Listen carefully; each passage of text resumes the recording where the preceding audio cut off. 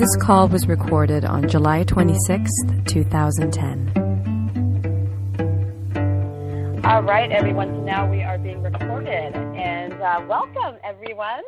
This is an informative interview that I'll be having with Lynn Hasty and Charlene Boehne from Galactic in Los Angeles. And this call is all about the skills and strategies that you've got to be equipped with when you're thinking about hiring a publicist and many other things, in fact. In fact, the big question for today is, when do I need to hire one? And from going from self-promo to the hiring process, it's an important bridge for creative professionals. So without further ado, my name is Diana Rivera, and I'm the host of this program called the Co-Creator Series. I am a coach and a consultant in Los Angeles to creative professionals. So at any point, if you're interested in learning more about my practice, go to my website, which is www.creativeempowermentcoaching.com. And this interview, again, is part of a larger program I have called the Co-Creator Series. And the series objective is to empower into action the consciousness, passion, and imagination of the creative professional. So we do that through specialized teleclasses, groups, live events, and filmed interviews. So the series sets the stage for the skills, strategies, and synergies that ignite creativity and productivity. You guys ready for this? Woohoo! Yeah, you are. Okay, excellent. Yeah. Many people think theoretically they know what maybe a publicist do. Some people have a lot of lofty ideas of what is possible. Some people consider having a publicist as a way of getting more attention on the work that they're doing. All kinds of ideas. And I would love if you guys could just tell us, what does a publicist do? I will answer that. This is Lynn. Well, there's definitely different types of publicists, different types of campaigns. The basic thing is a publicist helps get the client in the media. So the media could be the print media, newspapers and magazines. It could be the online media space, including even blogs these days, on radio and on television. That is the media space, and a publicist helps get the client in the media, although certainly there are types of publicists that help the famous client stay out of the media. But it's interacting on a client's behalf with media is the simplest way I can say it. And then, Charlene, you could maybe talk about the different types. Yeah, I think I kind of said it already, but there are publicists that do damage control, and that they're very different from what we do. What we do is we specifically get the word out on a specific project or an organization. And so we present information on our client, usually via a press release, to the media, and then we act as the liaison between the media and our client because we have those relationships and we understand what they need, and so we're able to barter that relationship. That's very informative, very, very informative. So I love that you're using the term like a media field, right? There's specific outlets, radio, TV, newspaper, magazines. And in a lot of these, I guess it depends on what the creative professional or group's desire is, right? Like what exactly do they want exposure in? So that also might mean them knowing it.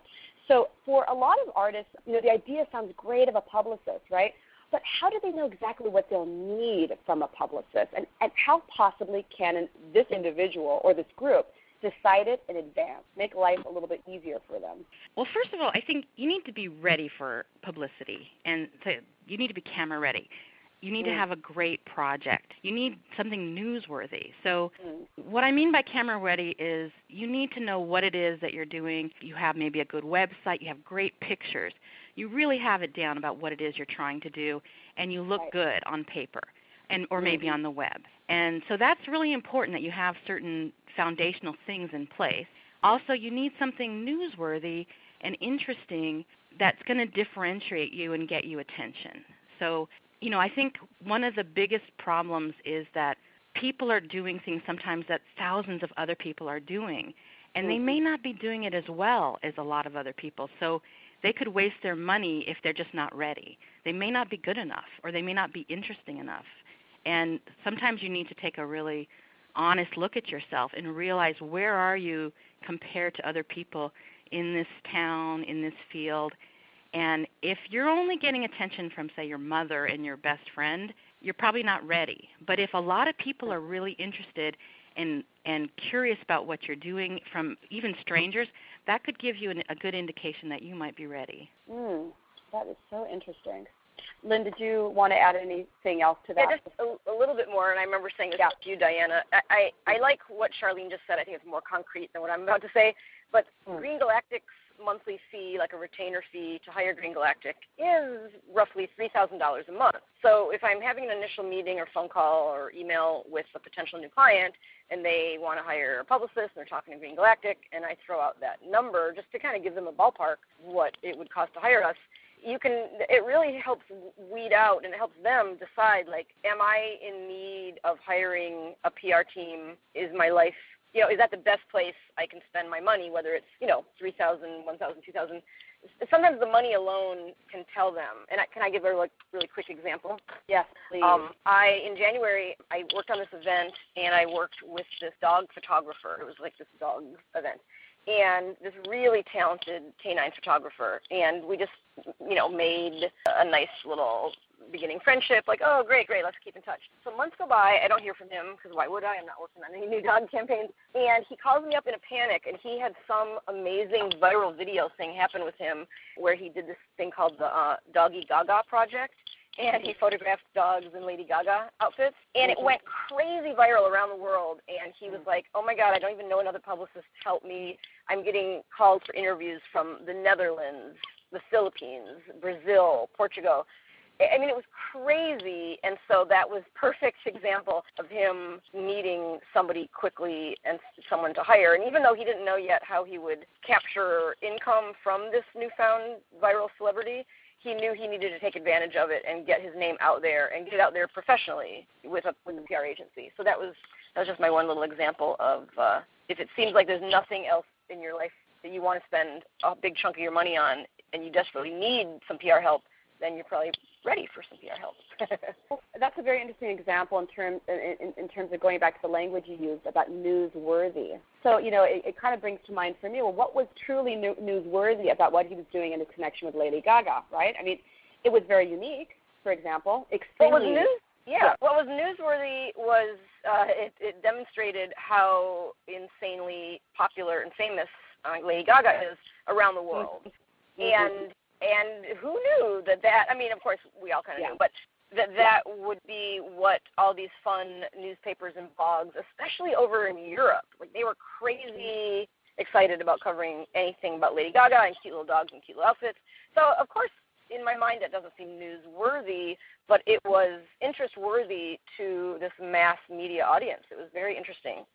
And just to add about PR worthiness in general, if someone is in the public interest, like particularly like a high-profile celebrity or politician, you get major bonus points for that no matter what you're doing. So like if you're doing a fundraising campaign, you get them involved, people will follow, anything a really high-profile celebrity does. So that's a great strategy to have someone like that involved in general.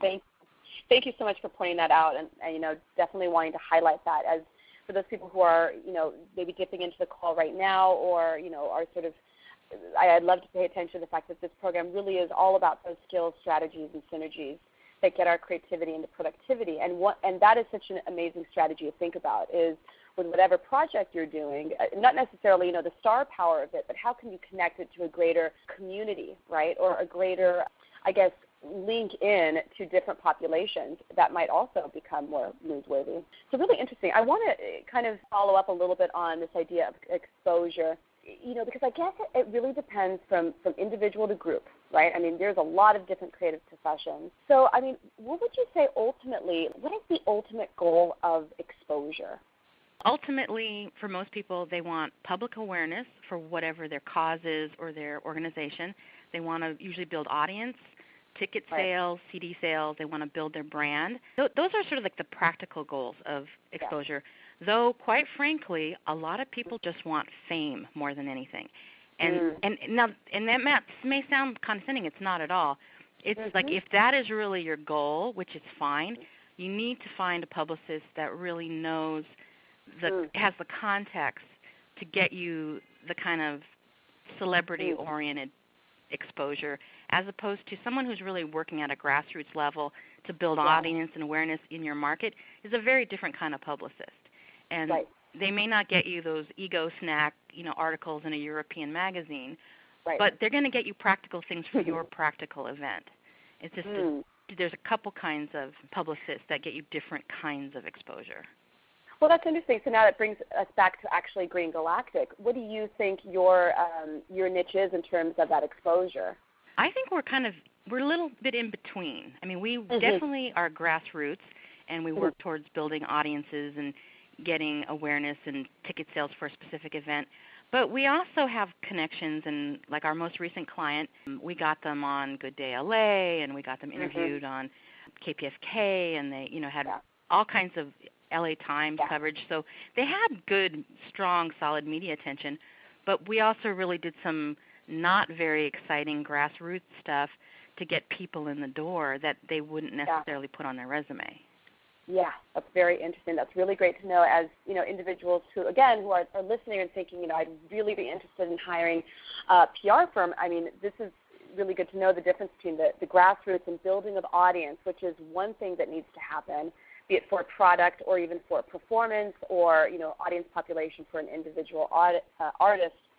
And then trying to get sort of a higher end, as it were, being on the Today Show, Oprah, this, that, and the other.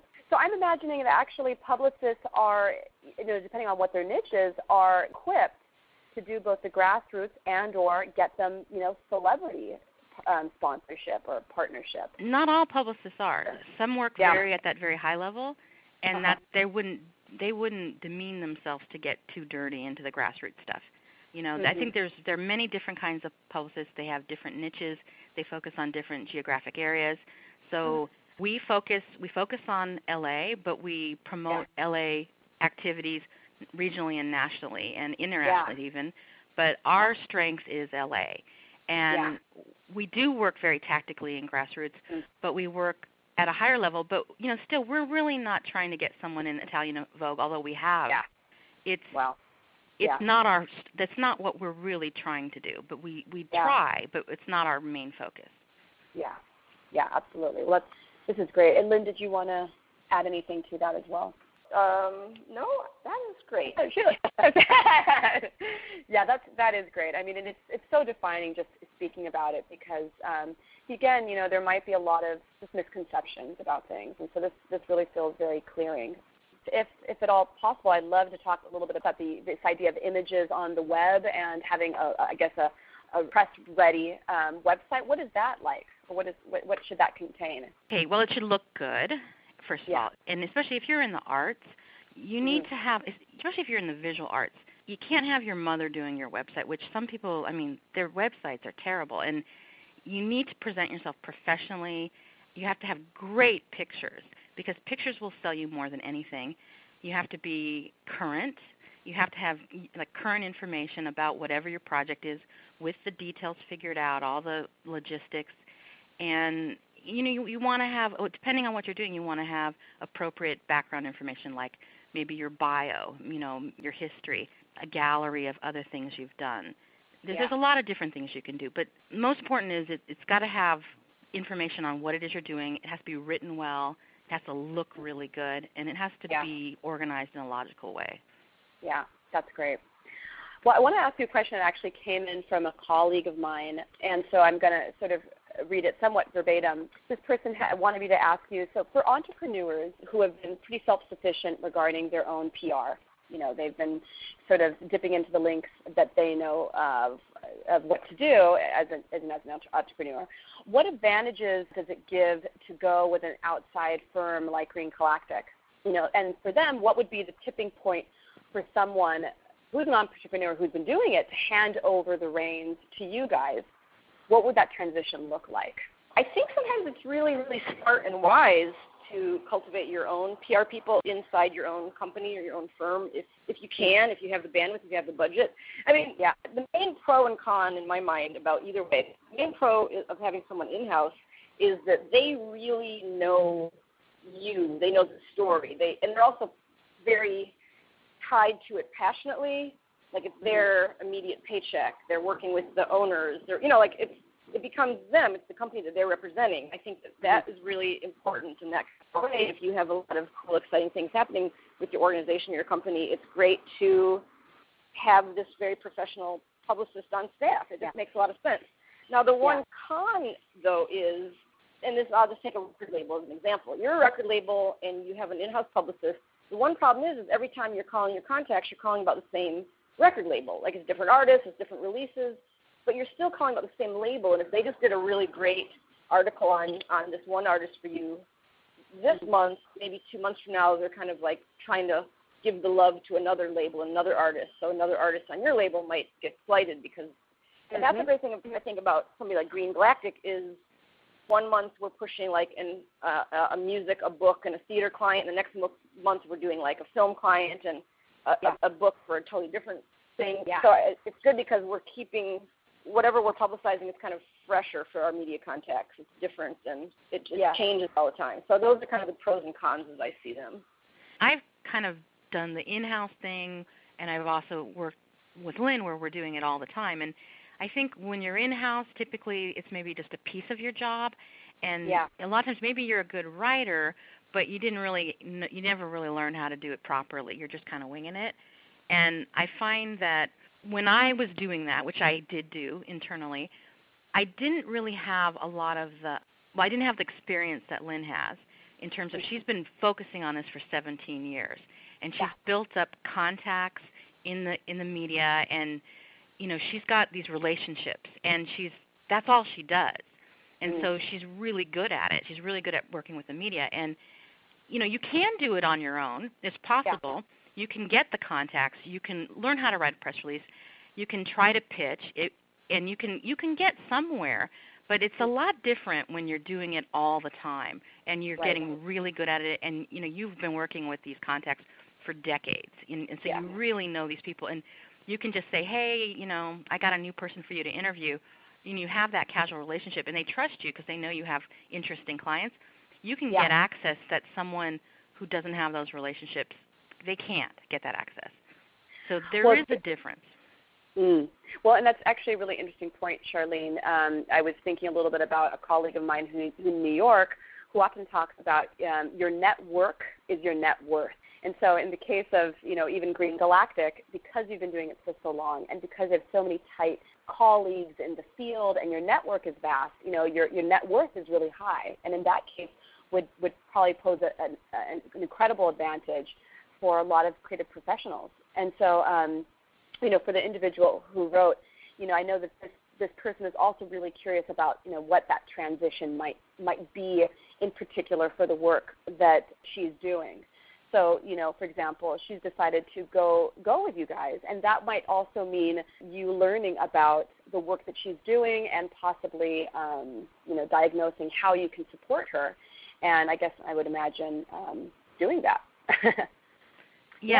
I mean, what I would do is I would just kind of audit everything she's done, all her press releases, all her her website, and look at the opportunities of improving those materials. Look at her photos. And so it's almost like charm school or something where you're helping someone present themselves in the best light possible in both the web and the photos and the written materials. So that would be the starting point. And then to really look at who would be interested in this person of our contacts and developing a campaign in that particular niche that this artist is working in. Yeah, that's really well said. Thanks, Charlene. I think that definitely clarifies that point. Brilliant. So just hopping on to another question here. When should an artist group, not hire you? I'd love to take that one if you don't mind. Okay, I'm sorry, I'm kind of hogging the air here. No, go for it. Lynn will go after. Okay. Again, I'm going to say it again. You really need something newsworthy to promote. You need a show, an exhibit, a new body of work, a CD, and it has to be good and it has to be interesting. And if you don't, you need to really think about why do you want to hire a publicist. If you can't say I have this really great, fantastic thing to offer and it's newsworthy, you don't want to hire a publicist because you're just going to waste your money. And you have to have certain things in place. Like if you don't have a great website, you don't have great pictures, you don't really know what you're doing, you're not really ready, you need to get ready first before you hire that publicist. So it's like having that great offering and being ready would be the two things I think are critical. Well, and I love that you're identifying that, because with the work that I do, working with creative professionals, I'm really interested in identifying those points that make their work go from one level to the next. A lot of creative professionals are moving from, an emerging creator to mid-level, right? And their needs are vastly different. And I just, personally love to hear this, because I think it's a way for me to help my clients. For those who are kind of chiming in, please go to their website, by the way, if you're interested in seeing some visuals. It's www.greengalactic.com. All right, so Lynn, did you want to add some to that? Charlene and I are always so much on the same page, and I always tell her we share the same brain. And we've been working together for a while now. It's just, I completely agree with all that. I can't think of anything else to add. Yeah. Well, actually, I would love to just tap in really quickly to this relationship, because I know, Lynn, when we talked, about a month ago, we were looking at the Cirque Berserk, who you guys promoted here in Los Angeles, that did so well this past summer in their season. And in our conversation, you were talking about, what you did for them versus what maybe Charlene did, and I think that also speaks to what your company has to offer. So could you talk a little bit about that experience? Sure. Hey. Charlene, you go first, and then I'll jump in. Great. Yeah.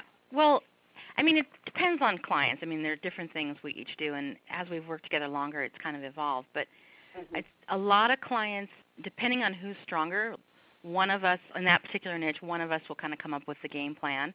And I tend to work a lot more with the visual art clients, and Lynn will work with ones that she's had past experiences with, and a lot of the music clients, and she'll sort of lead up certain campaigns, and I'll take the lead on other campaigns now. We will come up with a plan. We talk about it. We both write the press releases, and then we help each other and make them better. We both build the databases. She has a fantastic database that she's built over many years. I'll sometimes look at new places to augment what we already have and look for new outlets that we may not have in our database, so I might add some research. I do a lot of stuff online, so I'll maybe look at the website, the online presence of the organization or the artist, and look at ways to improve that. We both might look at the photos. A lot of times Lynn will arrange a new photo shoot if the photos really aren't up to par. And so we really kind of get the foundation together first. And then from there, we develop the press materials, and we send out press releases, usually multiple blasts of press releases, sometimes with different types of cover notes to different niches.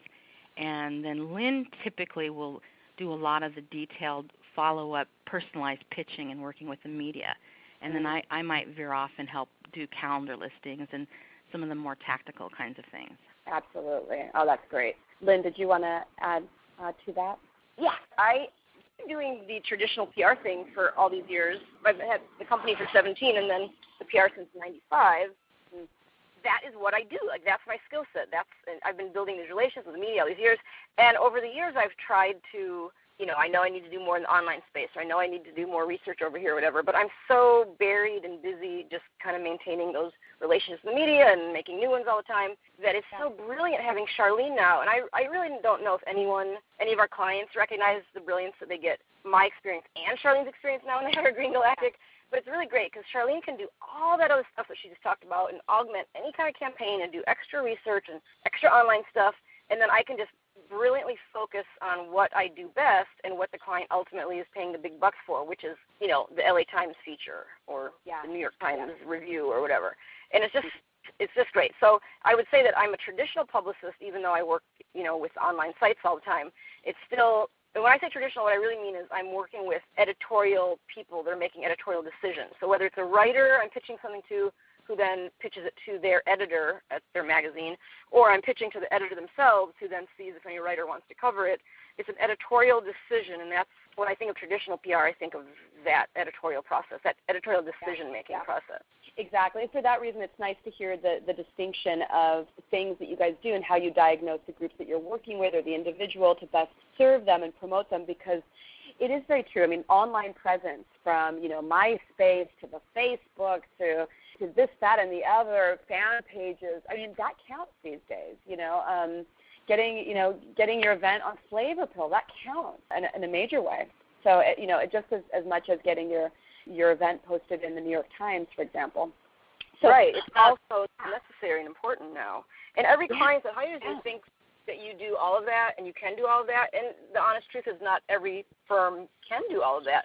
So I think it's just amazing to have Charlene now on a Green Galactic team because we really can do all those things. And you just mentioned Flavor Pill. I don't know if all the listeners on the call are familiar with Flavor Pill in their different cities, but it's a really cool online, they send out a weekly email, and they say that they're like filtered culture. They're telling you all the cool things to do in each genre of creativity, like what to do in the music world, what to do in the theater world. And that is still, though, traditional PR in my mind because they're still making editorial decisions whether to cover your artist or not cover your client, not cover your client. But see, it's that fine line of it's online, it's cool, it's hip, it's an email, but it's still editorial. Like, it's very interesting. And Flavor Pill is going to end up getting you more people at your event than that New York Times article is. I think so. I mean, in L.A., at least if you're in L.A., it will. Yeah. Although don't compare it to an article because an article is really valuable. But if you it is. I mean, it is. But there's a very practical reason to be very excited about getting in Flavor Pill. Yeah. Exactly. What I would compare it to is a calendar mention in the L.A. Weekly. I would compare it to that because it's kind of not even apples and oranges to talk about. I mean, because I'm thinking about Los Angeles because that's where we are. Right. Yeah. No. Absolutely. That's still this is great conversation. Yeah. Thank you so much. And with that said, Charlene and Lynn, I have obviously more questions. How does Green Galactic distinguish their brand from other PR firms? That's a good question. I think a lot of other PR firms specialize in areas like music publicists and film publicists and art publicists. So that's one thing that separates us is that we call ourselves arts and entertainment or art and culture, and we're able to kind of traverse those worlds. I think because Green Galactic has been doing it for so long and it's been so independent for so long that we can kind of pursue our muses, like what interests us. And I think it makes us stronger. If we're dealing with a music client, what's so great is that journalists these days are also so hybrid in what they cover. Like a lot of times, this is a great example. Like I knew this great music publicist at the LA Weekly whose passion was food and who was like writing for this food blog for years. And so who knew that you could pitch food things to this music, contact. So by us doing so many different kinds of PR, we're really able to utilize our contacts in a much broader sense, like art and culture writers, and we're able to reach further. So I think that's one of our big distinctions. I'd say a lot of our clients tend to be leaning towards alternative or experimental. We tend to have a very eclectic group of clients. So some of the people we take on, other people wouldn't touch because they're so out there. And we love those kind of clients because they're interesting, and we can really wrap our brains around a really interesting art project. So I think that's another thing that we're really developing a niche in these alternative art clients. That's wonderful. And actually for that reason, I was most drawn to what Green Galactic is doing because I think, a lot of PR agencies I know of in Los Angeles, they're doing great work. But I haven't felt as much of an integrity or sort of this foundation around, I guess, the cultural aspects and the how do I say this, the experimental sort of sector that maybe I run in, my colleagues run in, my good friends run in, and or, this just ability to deal at once with the grassroots section as well as the higher end stuff, which I find vital. And I just think you guys really operate around that in a really integral way. So I applaud you. Thank you so much. Yeah, you're so welcome. Really. So I want to, I have there's so many other thoughts and stuff that I have going on in my mind, but I do want to ask you one question. People are going to be listening into this call, and they're seriously going to want to hire you for your services, right, to really represent them, and as you guys do it so well. If there are, professionals that are going to be listening to this who are like, wow, I'm almost there to hire them, but not quite yet, but, wow, they would be awesome to talk to as consultants. In other words, I'd love to just share with them what I'm doing and, basically pay you essentially for like a couple hours to just have a vision moment with them as far as what they do. Do you guys offer a service like that, like a consulting rate? We definitely do. I mean, I think the email approach is, just start with an email and tell us what the project is, where you live, what your goals are, and we can set up just a little informative phone call. And then depending on the type of consulting, and I'll let Charlene, you talk about that in a second, I know that in the past when the economy was booming, we were $200 an hour, but now more realistically, I think we're about $100 an hour for consulting. And there's a lot we can impart and help within an hour, honestly. And then also, sometimes we've done it where that can go towards the 100% or 50% of that fee could go towards our real fee if later, in the next 3 months, you hire Green Galactic. And then Charlene has such a great background in consulting and strategic planning, and so you could talk about that for just a second. I know we've only got 4 minutes left on our call, but... Oh, no, that's fine. Please go for it. Well, when I worked in my corporate job, I did strategic planning and marketing planning, and I worked as a project manager, and I've been able to offer clients this service as part of our publicity services, and we could do this also for people who maybe can't hire us for a whole campaign, but one thing we could do is scope out a plan and a communications plan and a very clear list, come up with a clear list of things that they could do to present themselves and help them organize that. So that's something we could do as well. Oh, that's so wonderful to hear, because I think that people do want to build in their own career. I mean, they want to move forward, and I think, consulting is one step into that world, and the service you'd provide them would be some skills and strategies that they can leave with, and then at the same time, it would be a step into hiring you for a longer-term service or reap the obvious benefits they'd have working with you, both and your network. Lynn and I think our core strengths is we're both catalysts, but kind of maybe in different ways. But we love to look at a creative project and figure out how could you make this happen and what kind of solutions can you come up with. So even if we wouldn't be the ones executing it or you don't have time to execute it, we love to give people advice. So it's kind of something that's very fun for us too, and we really love to chew on things like that. That's really great. I'm so glad to hear that. Yay. So for people who are listening in, you know how to contact them. And I love it. Yay, ladies. Thank you so much for being a part of this.